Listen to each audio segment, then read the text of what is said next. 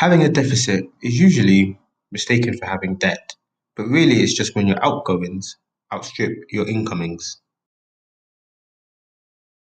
So if we look at debt as a big bathtub showing how much you can borrow, and water as the amount of money you continue to borrow, at some point space runs out. But a bathtub usually has a drain, and so the water will just flow through it unless the drain is closed. So let's look at it in terms of this cup.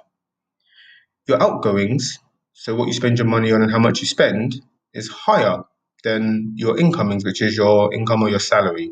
And that creates a deficit, which sometimes people use debt to bridge the gap. But if this carries on for a long time, at some point, there's going to be a breaking point where the deficit creates huge problems.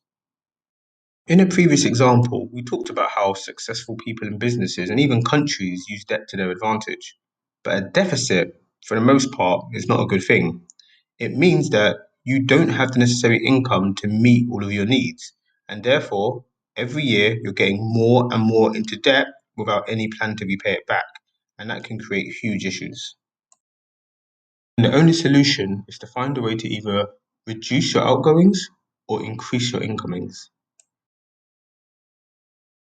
A deficit usually gets mistaken to mean the same thing as debt, which it really isn't. So let's use an example to give in detail a scenario whereby we can show a deficit. Let's use an example where I earn $2,000 net a month. Actually, scrap that. I'm speaking to a lot of you guys that I'm sure are on socials, quite active on the gram. So let's use numbers you're more familiar with in terms of what people earn these days. Let's say I earn $500,000 per month net. The rent on my penthouse apartment with sea views and a butler is $250,000. Flights per month, 100K, because I catch flights, not feelings, and you can only do that in first class. Shopping budget, 100K, because I stay stunting on the brokies all day, every day. Food budget, another 100,000, as I obviously don't cook.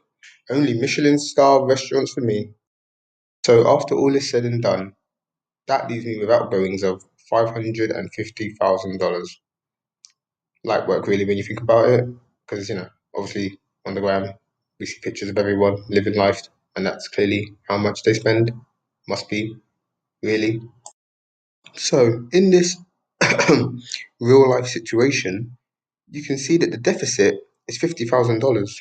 That is the difference between your outgoings and what you have incoming, and that is what can cause an issue.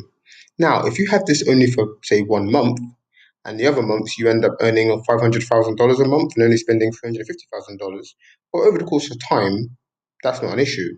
But if this is a reoccurring thing, it can create big problems.